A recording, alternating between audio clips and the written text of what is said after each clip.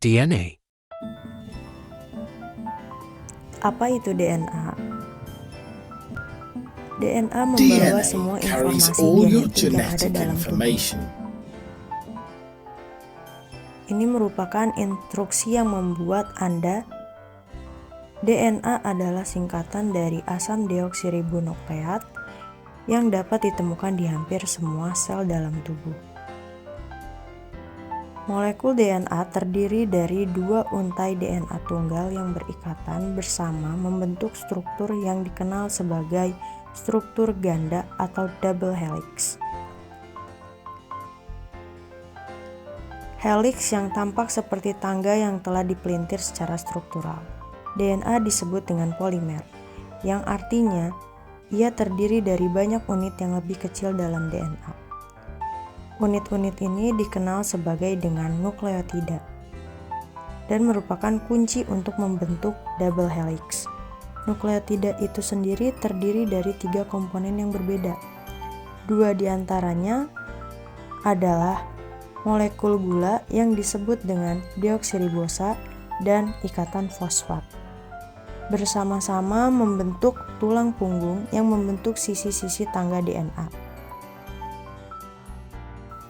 Anak tangga yang menghubungkan kedua tulang punggung ini terdiri dari basa kimia yang berikatan lemah.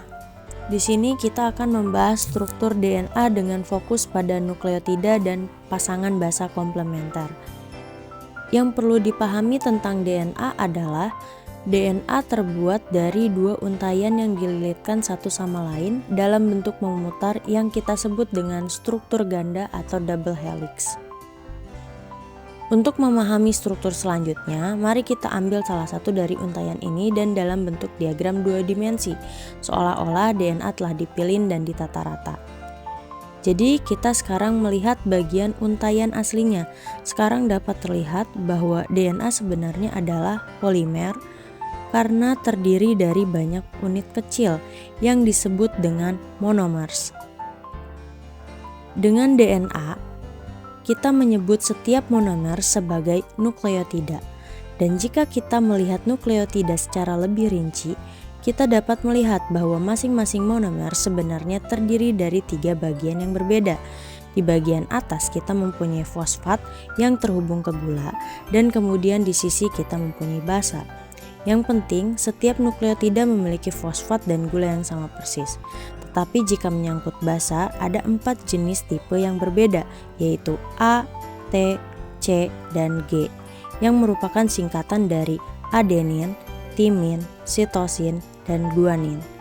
Dan ini berarti secara efektif ada 4 nukleotida berbeda dalam DNA, satu jenis untuk masing-masing dari 4 basa yang berbeda. Jika melihat kedua nukleotida ini, di sini kita dapat melihat bagaimana mereka digabungkan bersama untuk membentuk polimer. Pada dasarnya, fosfat dari satu nukleotida berikatan dengan gula dari nukleotida berikutnya. Dan proses ini kemudian terus berulang selama ribuan nukleotida, sehingga gula dan fosfat membentuk satu rantai panjang yang kita sebut sebagai tulang punggung gula fosfat. Dan jika kita melihat kembali seluruh molekul DNA di sebelah kiri, tulang punggung gula fosfat adalah bagian luarnya, sehingga secara efektif membentuk selubung luar pelindung di sekitar basa di tengah. Jika kita melihat kembali rantai panjang tunggal, meskipun dapat terlihat bahwa semua basa menonjol ke samping, dan inilah yang menyatukan kedua untaian dalam helix ganda. Jika kita menyajarkan untaian DNA kedua menghadap ke arah sebaliknya, dapat terlihat bagaimana basa dapat berpasangan dan menyatukan kedua untaian. Secara penting, meskipun hanya basa komplementer yang dapat berpasangan satu sama lain, sehingga A harus selalu berpasangan dengan T dan C harus selalu berpasangan dengan G. Kita menyebutnya konsep komplementer pasangan basa. Dan ini memungkinkan kita untuk mengetahui urutan komplementer dari suatu untai. RNA. Selanjutnya kita akan membahas mengenai RNA dan juga bagaimana perbedaannya dengan DNA. DNA merupakan singkatan dari asam deoksiribonukleat atau deoksiribonukleik asid, dan RNA merupakan singkatan dari asam ribonukleat atau ribonukleik asid. Keduanya merupakan asam nukleat yang berupa molekul yang sangat besar yang mengandung unsur karbon. Baik DNA maupun RNA terdiri dari monomer asam nukleat yang disebut nukleotida. Monomer nukleotida selalu mengandung gugus fosfat, gula 5 karbon atau yang disebut juga gula pentosa, dan juga basa nitrogen. Terdapat perbedaan pada DNA dan juga RNA, di mana gula pentosa dalam DNA dinamakan sebagai deoksiribosa, sedangkan pada RNA dinamakan sebagai ribosa.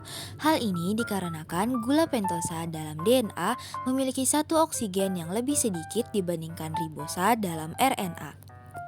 Perlu diketahui bahwa basa selalu berpasangan dengan pasangan yang sama, di mana pada DNA, adenin hanya berpasangan dengan timin dan guanin hanya berpasangan dengan sitosin. Hal inilah yang disebut dengan aturan pasangan basa. Sama seperti DNA, RNA juga memiliki basa nitrogen, adenin, guanin, dan juga sitosin.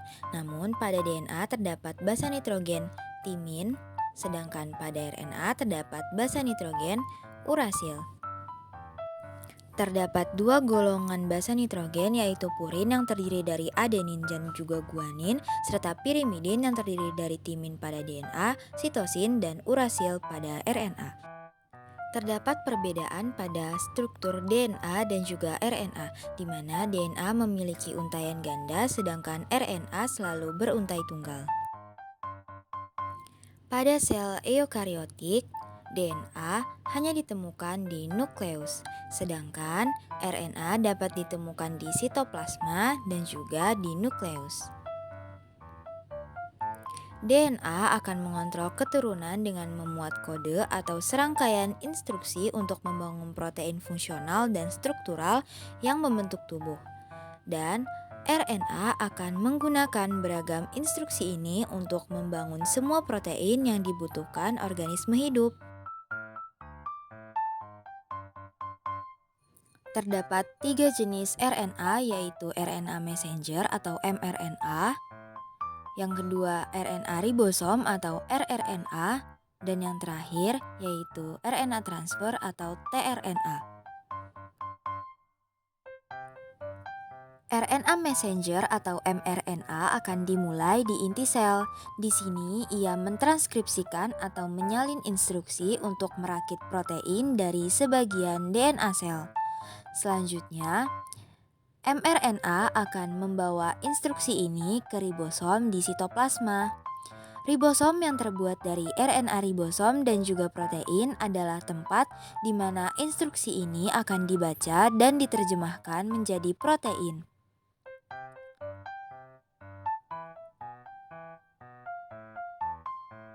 Lalu pada akhirnya, RNA transfer di sitoplasma akan membawa asam amino spesifik ke ribosom sehingga protein tertentu yang dikodekan dapat dibuat.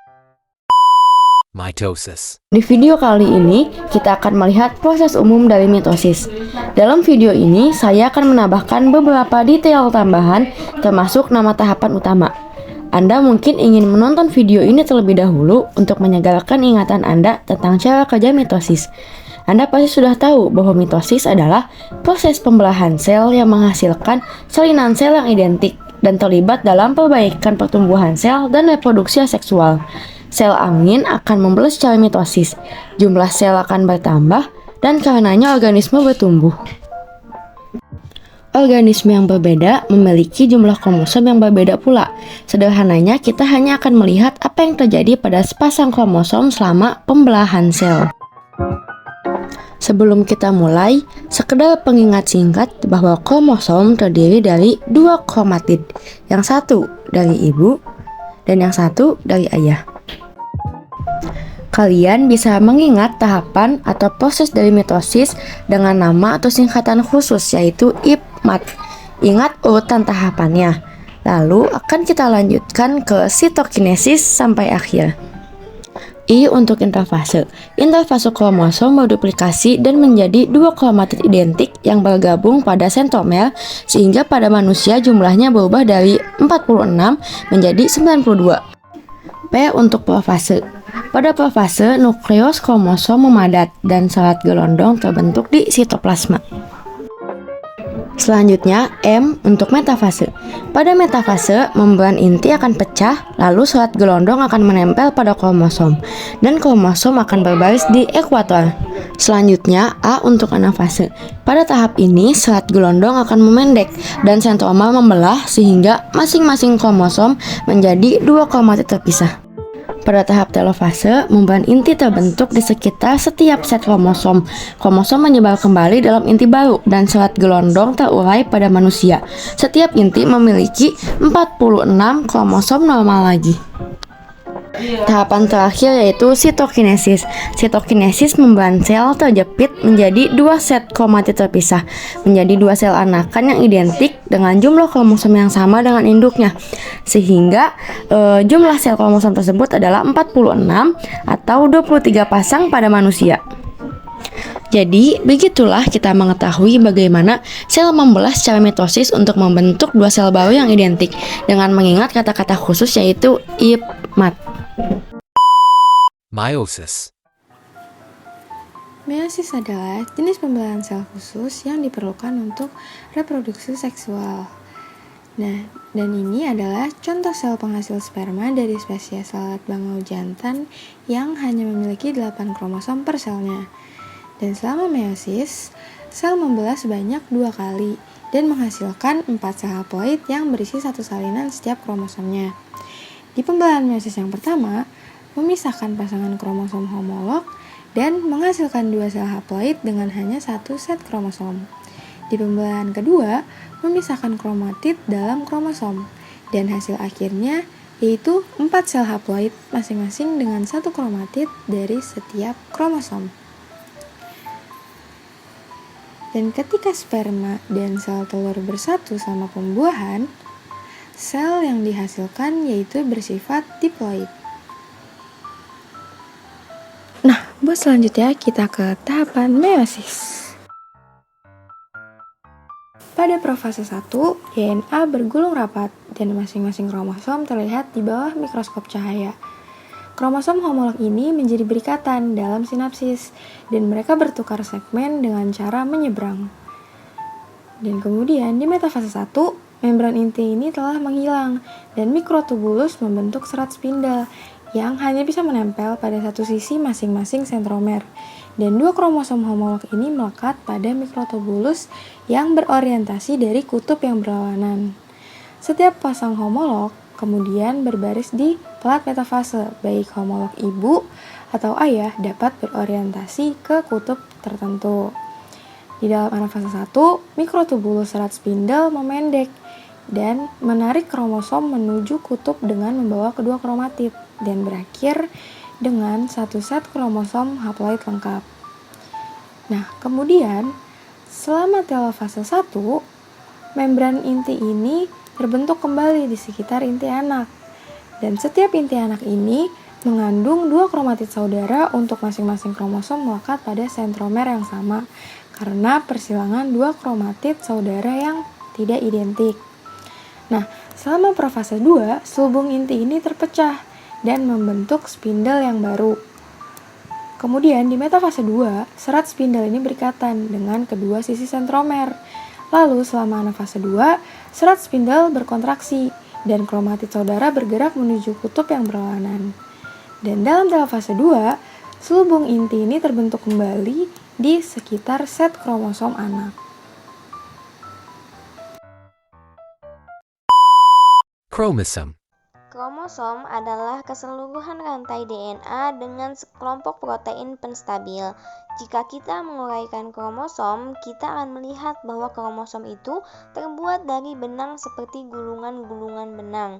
Lalu, apabila kita perbesar lagi, kita akan melihat bahwa benang-benang tersebut adalah kumpulan bola protein yang disebut histon, yang dibungkus dengan struktur seperti tali.